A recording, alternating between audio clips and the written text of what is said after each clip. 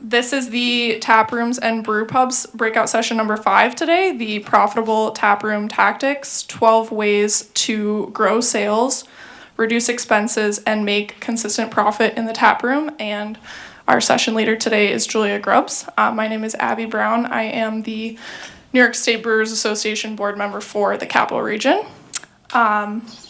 Julia is a brewery consultant with Small Batch Standard. She has previously held positions in accounting, tax, compliance, a variety of positions in her nearly 6 years with Small Batch Standard. She is originally from Kentucky, and she's about as far as you can get from a one-dimensional bean counter person in accounting. She is a professional dancer and CPA from New York City. She is really passionate about small business, and that passion has led her to the position she's in now, where she facilitates relationships between breweries and helping them delve into more of the metrics that really drive your business. I'm sorry, I'm a very bad public speaker, so please forgive me. And she has the pleasure of presenting across a variety of states across the country, and as well as in Canada, and she is leading presentations today and tomorrow. So, without further ado.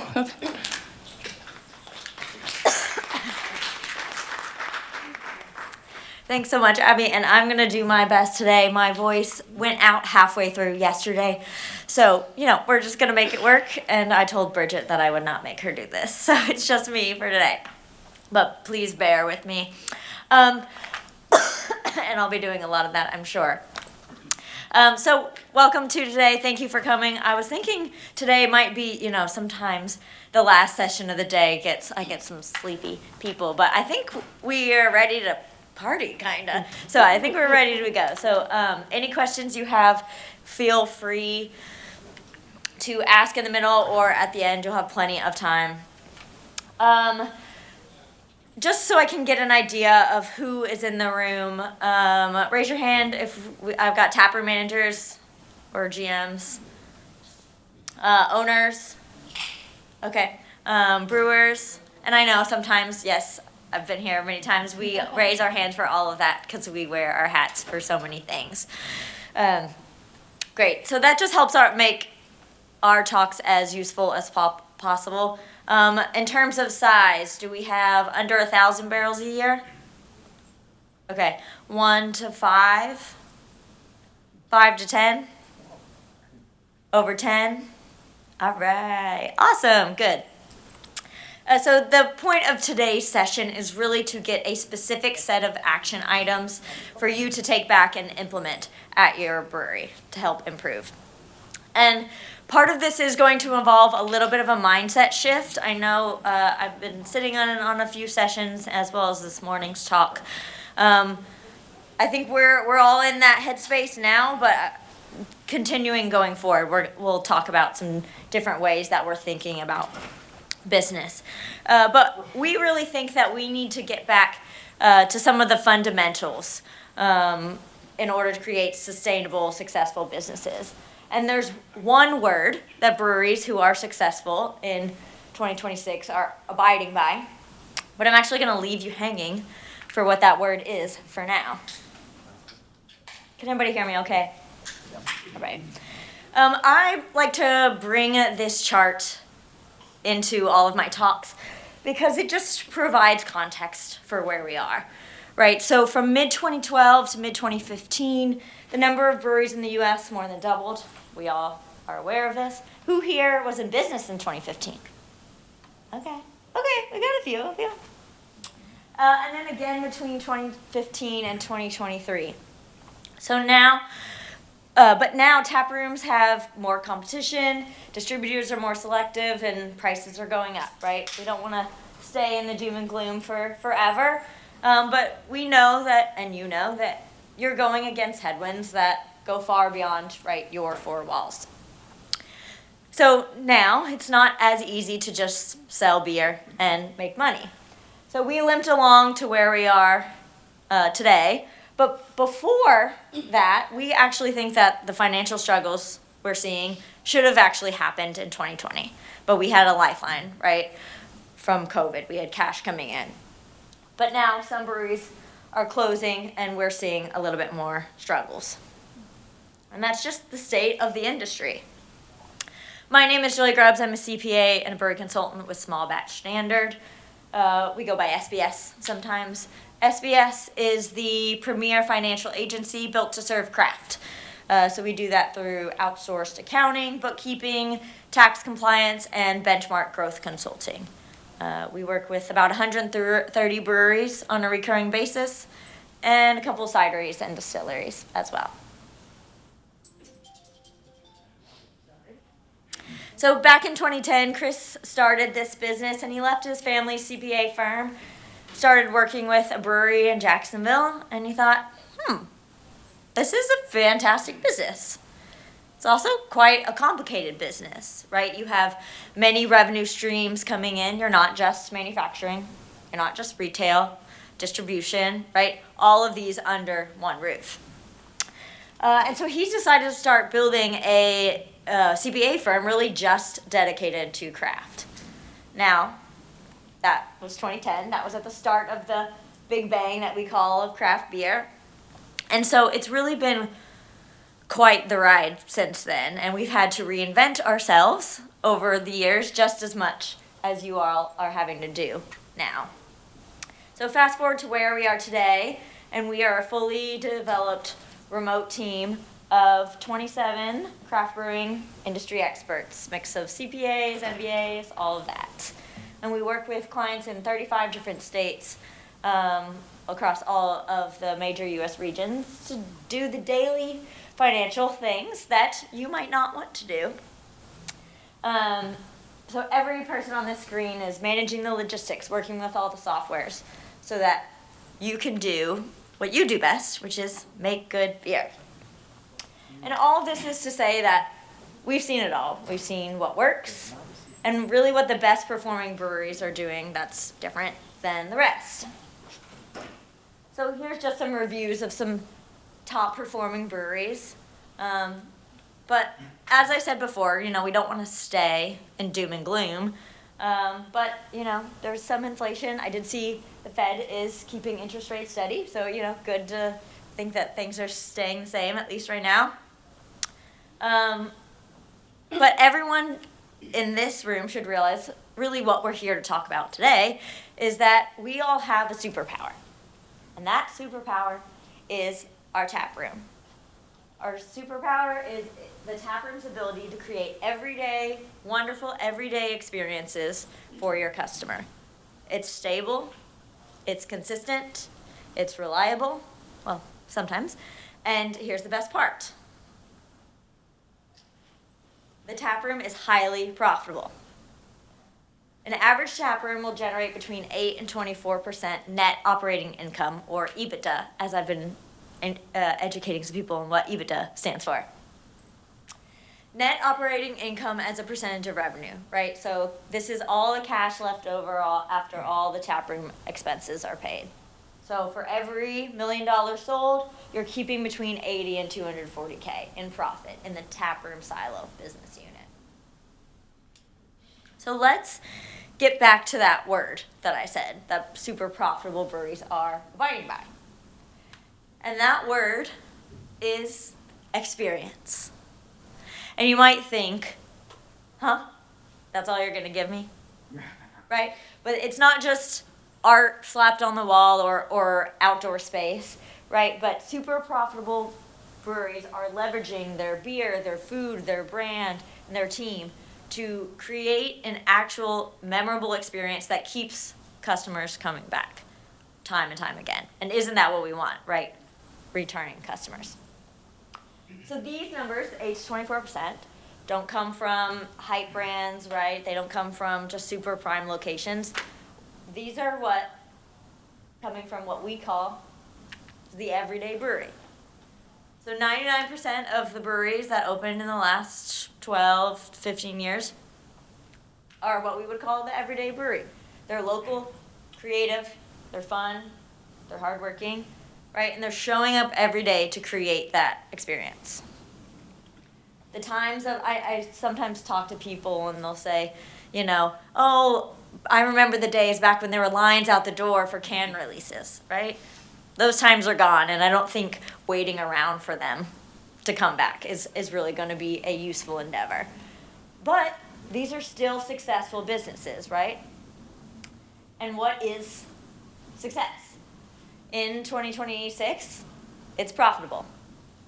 Now, I'll say this, and I'll always say this, it's not the only reason you're in business is making profit, but it does help you stay in business so that you can do why you got in the first place. So the most successful breweries that we work with have that one commonality, right? That their retail operation, their pub, taproom, is highly profitable. We know that it is, and it's so profitable that it's supporting the rest of the business. And so we'll kind of talk about that in my talk tomorrow. But we want to be laser focused on highly profitable taprooms. And so there are 4 pillars to having a highly profitable taproom. And when these come together, they create the ultimate experience, right? So we're using all of these to increase top line revenue. And now, what does top line revenue in the taproom mean? Now, Chris, our founder, will do a whole, when I say sales, you say profits, sales, profit. I'm not going to make you do that. But in the taproom, more sales does mean more profit. And that is not necessarily the case in distribution, but in the taproom, it is true. So for each of these pillars, we've found ways to extract profit. So we're going to go through those today. I actually had a quote from Rob Todd in this talk before I even knew that he was going to be here today. But he said in a couple interviews ago that the brewery game today is a game of inches. And that really rang true to me because I felt that, right, every case counts, every barrel counts, every dollar counts, right? So when we're thinking about, I'm doing all this for just one more sale, yes, maybe, right? Because just that extra sale is going to mean more profit in the bottom line.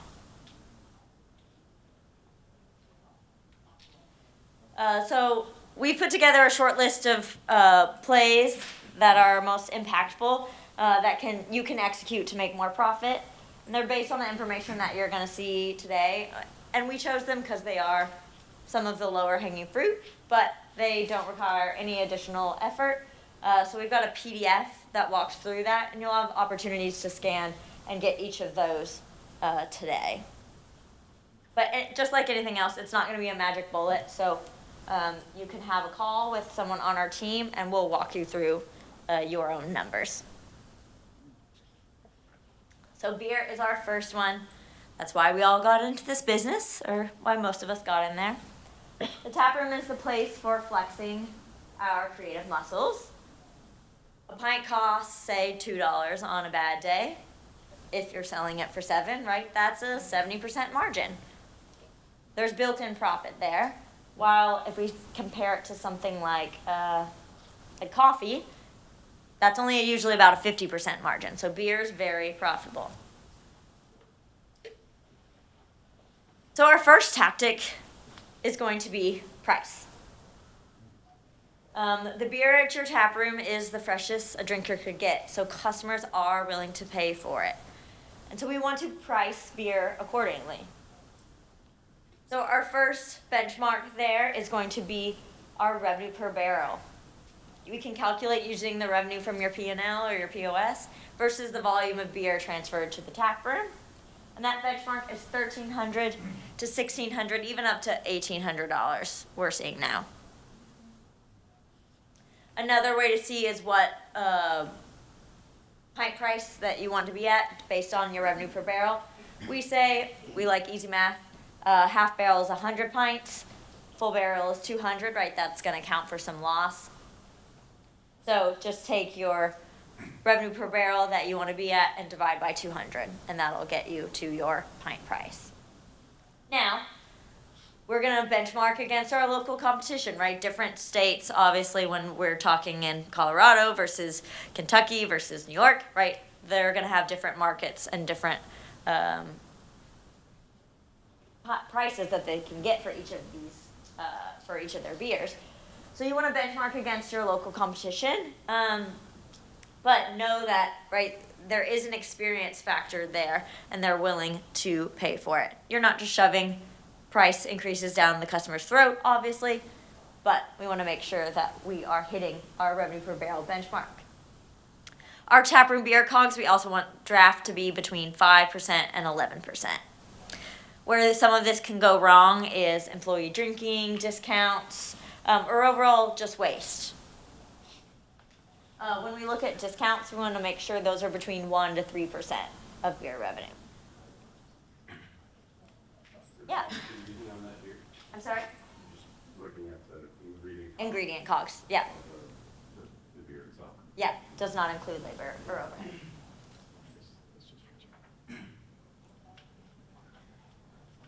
All right, our second tactic is going to be on-to-go beer. This is kind of in line with that revenue mindset shift that I think that I was talking about earlier.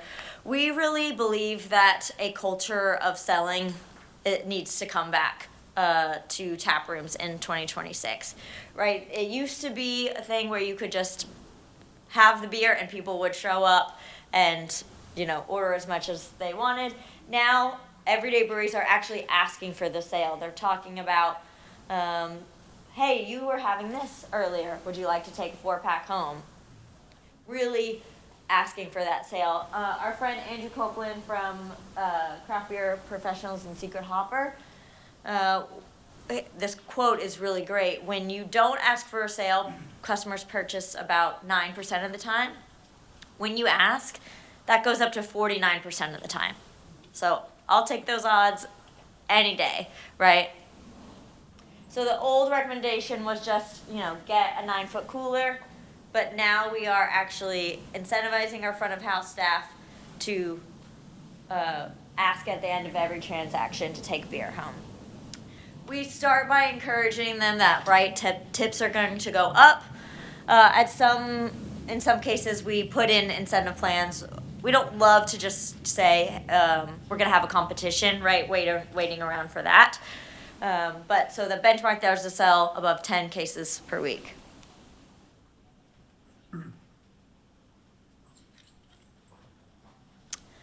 All right, our next tactic is our product mix. We, as you know, and people have been talking about, people are wanting to drink different things. So we really want to make sure that we have a wide variety of products to give the customers what they want. I had someone ask me, tell me, I only want to make lagers. I said, okay, great. If you're in a market where that's all your customer wants and is lagers, then go ahead. But unless you're going to buy every single drop of beer that you produce, someone has to purchase that beer, right? And unfortunately, right, just making good beer just won't get you profit anymore. So the benchmark is having 12 tap lines total, 4 cores, 4 seasonals, and 4 non-traditional. And that non-traditional is going to invite that wider customer base, non-alc, gluten-free, all of that. And if you can, offer spirits or wine. We've talked about, and I'm sure you've heard, that the next generation of consumers is different, right? Their drinking habits are different. So we want to get them in the door and then expand their palate from there. Right. You can scan this code and get any, to run any of the profit pricing plays from the tap room. So I'll leave that for just a second.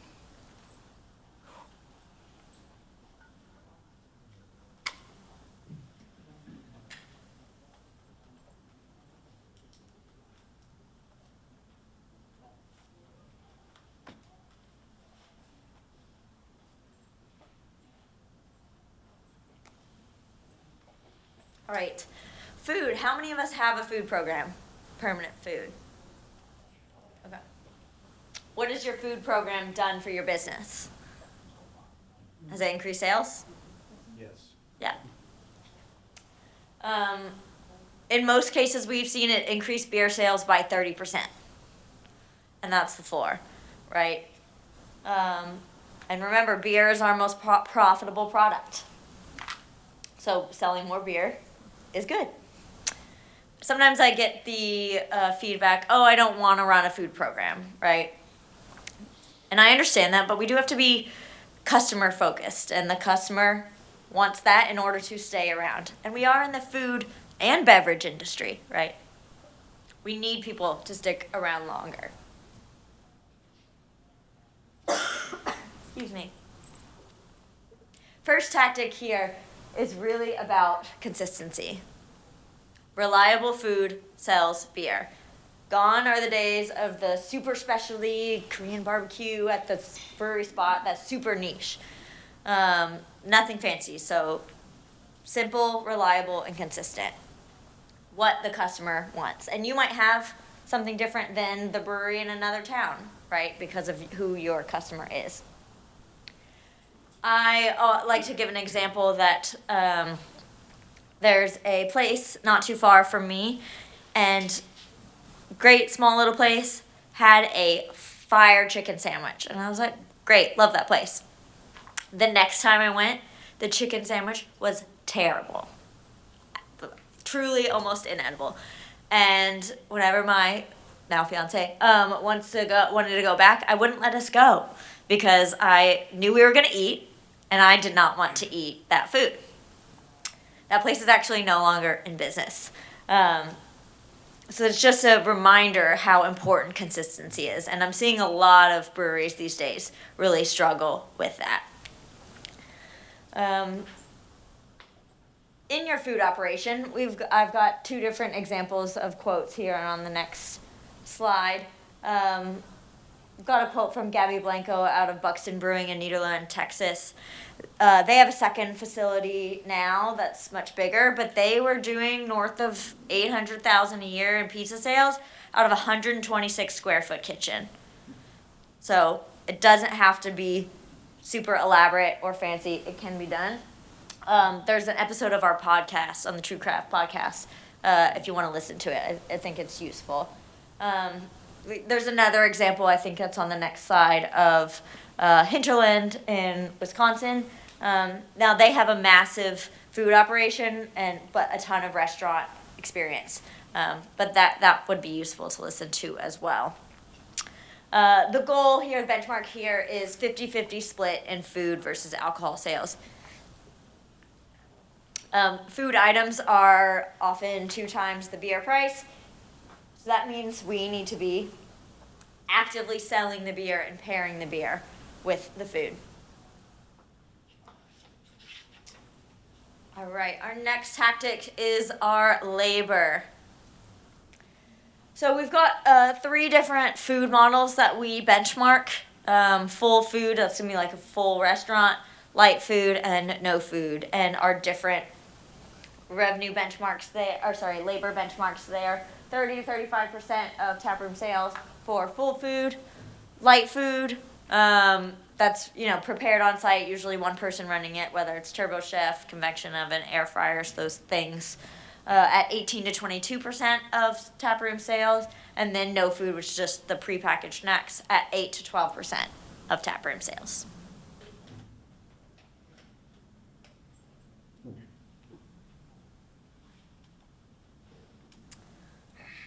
All right, next item on food is we really have to be, and my talk tomorrow is all about profit, more of it, is really about dialing in the margins on our menu. So we want our food COGS to be between 30 and 36% of food sales. So every single menu item is costed out. You need to know which are great, which are your, losers. We might need to remove those, shift menu items around, so that we're pushing our highest margin items. We also want to make sure ingredients are used 2 to 3 times when they come in, that we're reducing waste. So place the hurdle with your GM to, 1, get your food COGS in line, but also to increase the sales of your highest margin items. All right, if you didn't before, you can run the labor profit play with our team using This QR code.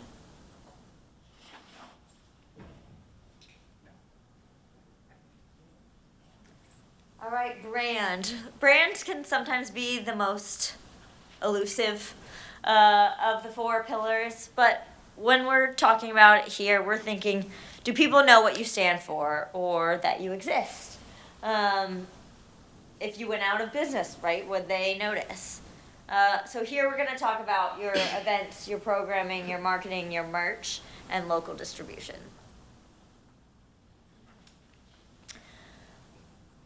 So first we're going to focus on events. When we think about events, we think about three different types of events, both your weekly programming, your promotional or taproom hosted events, and then your private events. So talking about private events first, that is what we consider the secret power of profit potential. You know who's coming, you can estimate labor, estimate costs, and really try and track overall profitability for those. But you want to make sure you're capturing all of your costs. Most of us are managing our inbound calls, but we want to start selling the space and really start outbound calls.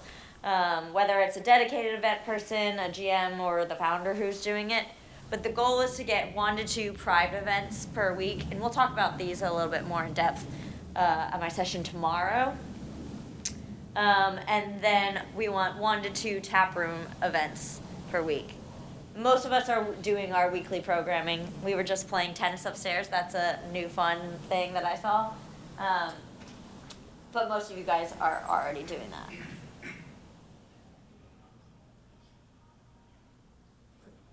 All right, merch. How do we feel about merch? Good? Yeah? Okay. The hard thing about merch is we are managing a cash outlay when cash is already pretty tight. And I know that's difficult, but it is that walking advertising for you. And I think we need to get into, again, back to the active selling of the merchandise, getting incentives with our team there. It really is that impulse purchase, so use that to your advantage, right? Where is it placed? It's the same for coolers. They need that kind of C-store effect. Need to be able to like touch and feel it, right? Those chapsticks at the cash register, they're there for a reason. But so our benchmark so we have 15 items, many different SKUs, but the benchmark is a 30, 60, 90-day rule of getting that cash back.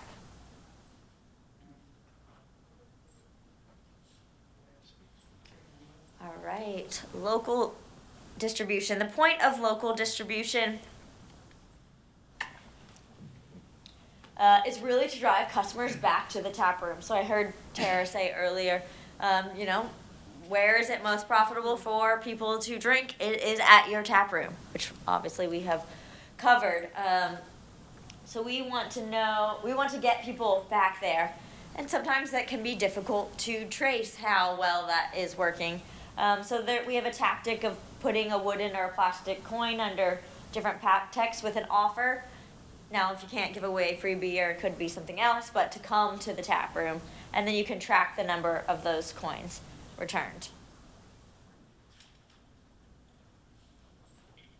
But in self-distribution, you want to make sure that you are really identifying who your first class customers are, what we call our airplane model, who pays on time, orders without prompting, all of that. And we want to start promoting more customers like that, and less of our what we call bathroom customers, who it's always such a pain to get, to order, to pay, all of those things.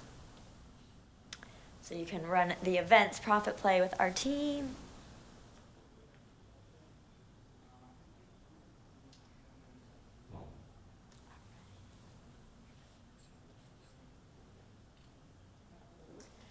All right, our team makes or breaks the business. They build the experience. And I'm going back to what I said earlier. ABS, always be selling, right? Everyone all the national players, right, say something like TJ Maxx, and you walk through that long, I mean, I do love TJ Maxx. You walk through that long line, they are selling to you the entire way, and all of that is there for a reason. It doesn't feel salesy if the customer actually wants your product. You're just making it easier for them to complete that purchase. The Taproom vibe starts with the GM, so if you have a very capable team, make sure you're using them. And the GM really needs autonomy in order to insert their own communication and vibe, right? Can't just be a talking head, really, for the owners. We can tell if they are, cultivating that vibe, if people are bouncing after a beer, if our average ticket price is low, right? So we want, with any really incentive that we have that's going to start with the GM, they have the most influence on the day-to-day. So something like a 3% commission over sales over a certain milestone. And then 50% of that incentive goes back to be used on the team, whether it's dinners out, pizza party event, things like that, to truly get buy-in from everyone. I like to use the quote, you don't rise to the level of your expectations, you fall to the level of your systems. So we want to make sure systems are in place so that we can track and create consistency in our product and our brand.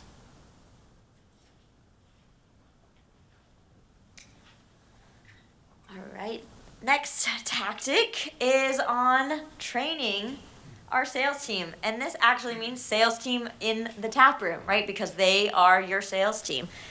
They should know. And sometimes we get feedback that, right, some of the younger generation isn't as comfortable asking for that sale, right? So maybe that means bringing in an outside trainer, really having those role-playing exercises during your meetings.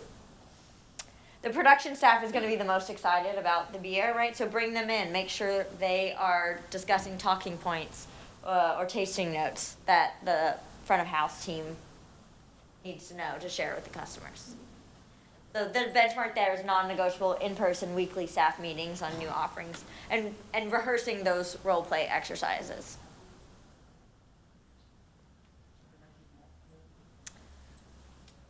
Right. Next tactic is on our first impression. And, sometimes first impression might even start before they walk in the door. But actually, what does your physical front door say about you?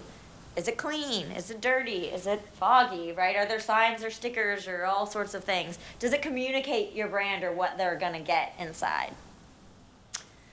Our benchmark is that a customer should be greeted and know what's going on in under 15 seconds.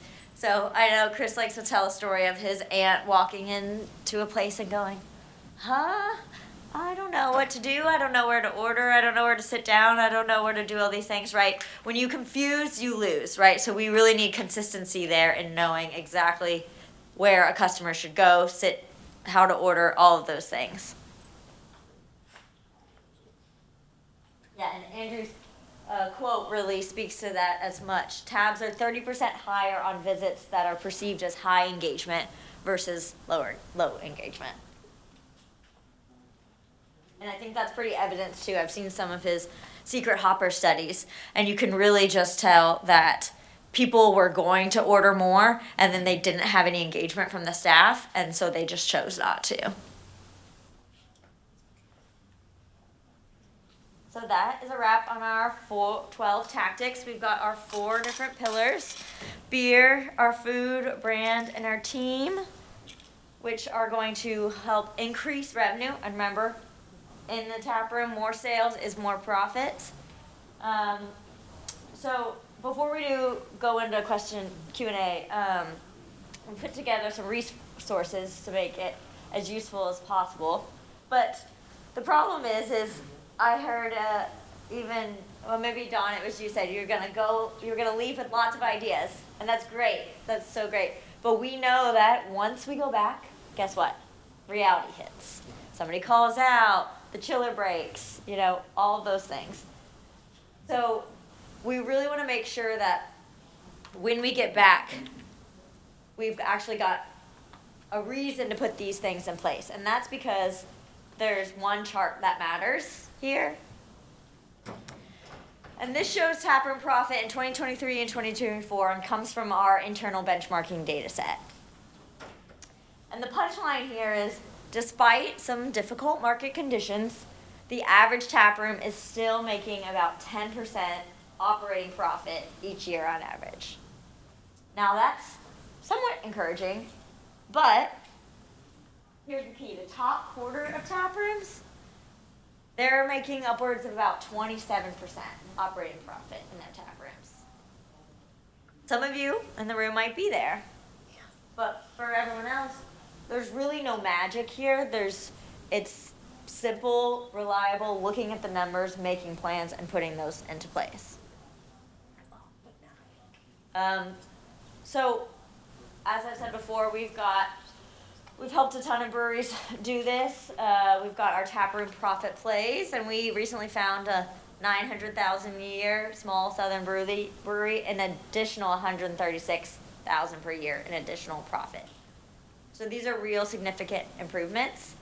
And if you book a taproom profit session before the conference is over, we've pre-purchased 1 full month of Secret Hopper.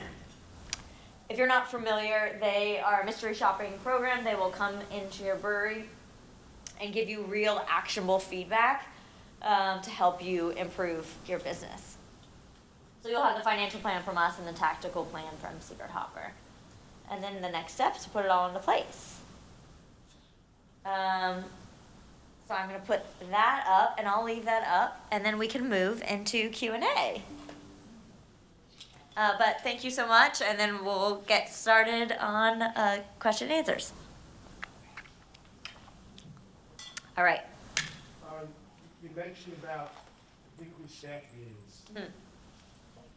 Again, it's like something that you would have to, depending on the size of your staff, and you bring them in and you have to pay them, right? So, for me, it's weekly seems, listen, it's a great thing, but it seems like it will be very costly. What's the cost-benefit analysis of that? Yeah, I think, obviously you want to make sure that your labor is in line with our benchmarks. I think not having it can be a detriment, because then you don't have the same consistency across the team, right? Of really the brand, of the processes, all of that. I think that's super important, and I understand it comes at an expense, but I think it can be an expense that's worth, if you're going to get those additional sales from being able to practice those role plays and get those extra sales from to go or merch or talking about events. I think that's super important. Yeah. I asked this question in another session. What's the logic behind using only the cost of goods for the brewery sales as opposed to using more of a benchmark, like what would I sell that to my distributor for, or what would that distributor sell it that you're on the bar for? Because if you're trying to benchmark how my taproom is doing versus another, say, craft beer bar, they're buying it at a different rate.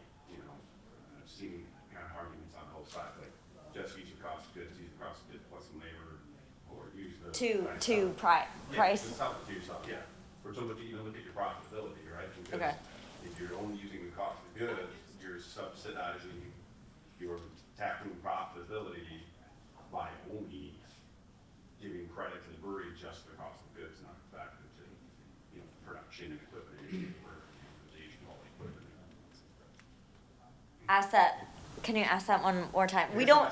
Why not silo the taproom and the brewery and have the brewery sell the taproom To the taproom. instead of at the cost of goods, sell it at the cost they would sell it to a distributor or would sell it to a retailer. So yeah, because you are the same company, right? That's the benefit of you making your own beers, that you don't have to buy it at that inflated cost. Does that make sense? Yeah, but at the same time, if you're not putting any labor into it, you're just using the cost of goods, you're spending that labor in the brewery to sell it. Yeah, we still benchmark the production labor against beer sales, both from distro and from the tap room. So you're still gonna include that, but not in that same transaction, if that makes sense. Yeah. Yeah, we don't recommend selling from the back house to the front house. For multiple reasons, but it's also because then, especially if you're doing that on the books, then you're technically selling that same beer twice, if that makes sense, to the tap room and then to the final customer, which isn't the case, right? Anything else? I feel like we had such a quiet session today. I usually get a lot. So, kind of piggybacking on what he said, when you're coming up with wholesale prices versus taproom prices, how do you include things like electricity, wastewater, brewery labor? How do you include those costs into your taproom prices versus wholesale prices? I've heard two different perspectives on that. Yeah. One is it should all be included on your taproom prices and not on your wholesale prices. Okay. And one on it should be included on both your prices. Okay. So I'm just trying to get your perspective on how do we include brewery labor, electricity, wastewater, all that stuff going on in the brew bar. Yeah, so all of that, we benchmark those items all separately, that they're not included in COGS, and they're not included in, I guess just in coming up with the pricing. What we would call occupancy, your rent and utilities, should be between 8 and 12% of your total sales. And so we kind of look at it that way as opposed to putting it in your taproom price or your distro price. When we look at, let's be honest, our taproom pricing, we're gonna have higher margins than a distro.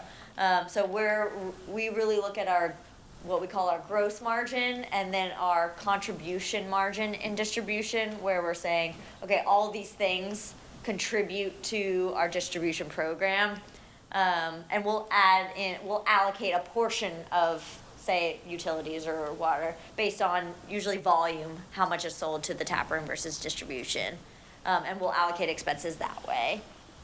So should we be absorbing those costs mainly in the tap room and not in distro, or kind of Exporting? 50-50? Sorry, what was that word? Should we be absorbing those Absorbing. costs more in tap room versus distribution, or should it be like 50-50? Yeah, I guess we do it depending on the type of cost. So say it's a production-driven cost, then we're gonna absorb it based on volume. Whereas if it's other expenses that say, like, I always use office expense, right?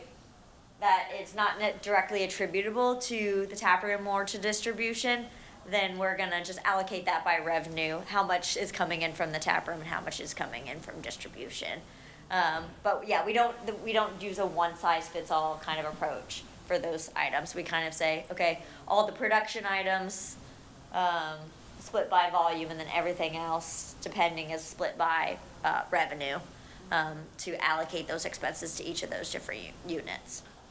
Because it also depends on, right, if you're doing 90% out of your tap room and 10% in distribution, that's going to be very different than a brewery who's doing 50-50, right? Or the opposite, 90% distribution, 10% out of their tap room. So we kind of use those models to help us allocate those different expenses. Then we get into a lot of the Excel and spreadsheet math, which is our thing. Yeah.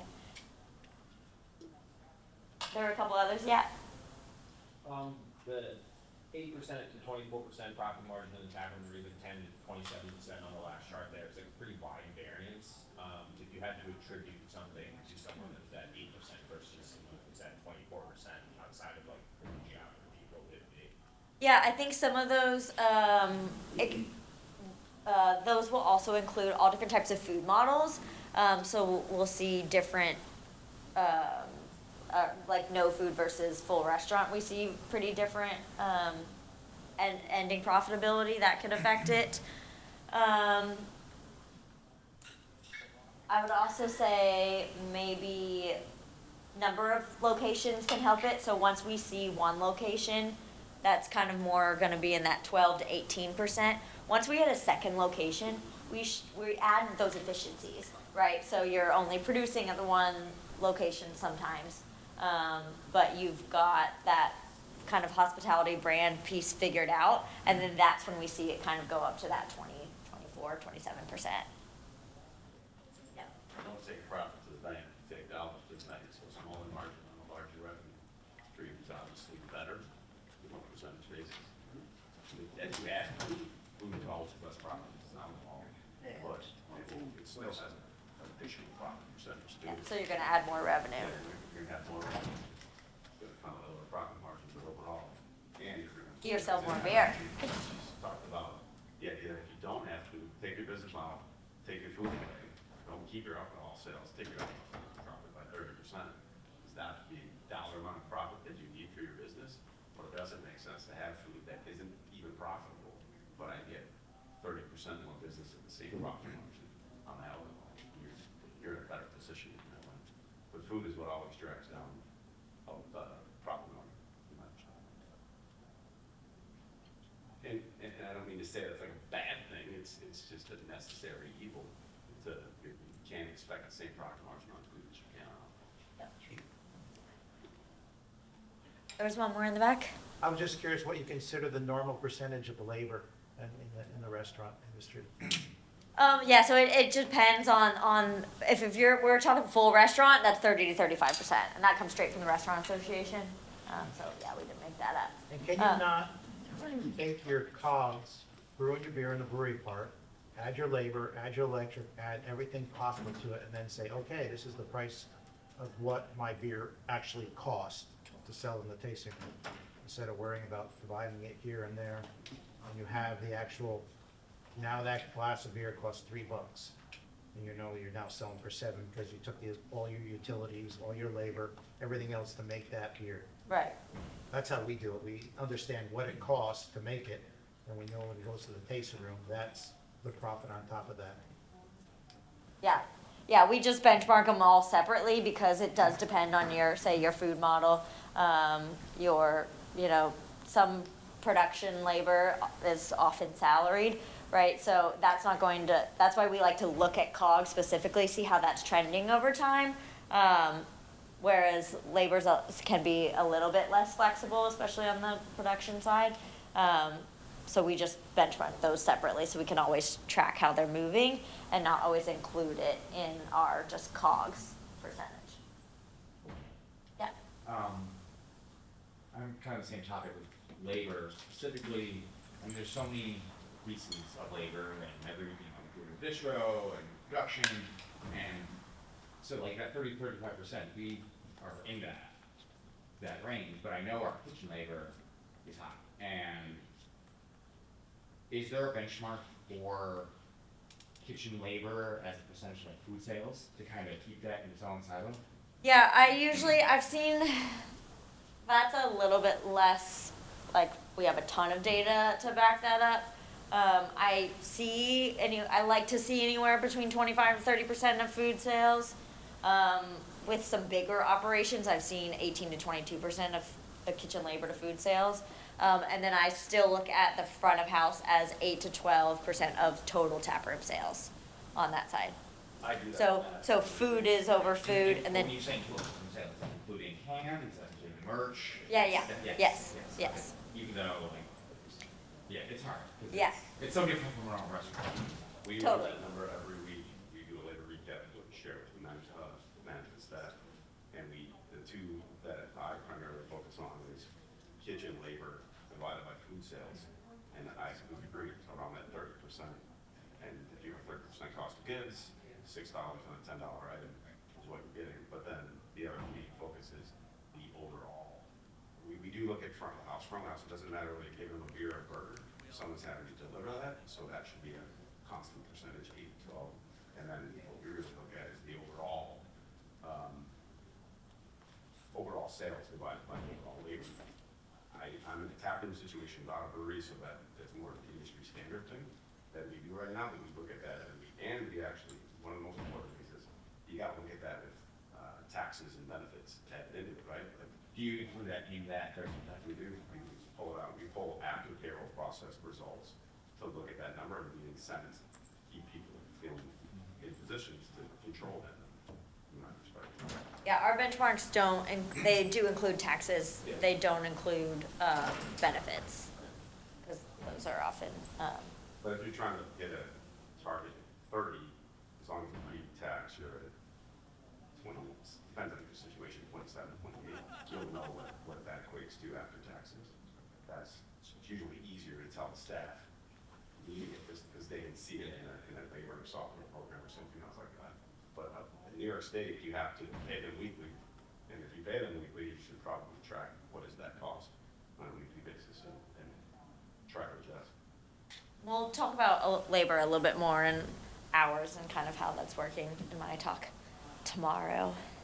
So I've got a whole nother one for you too. Anything else for today? Two. All right, wasn't planning on keeping you the whole time. I didn't want to keep you from, your next beer. But thank you guys so much. It was great to be here. It's my 4th year.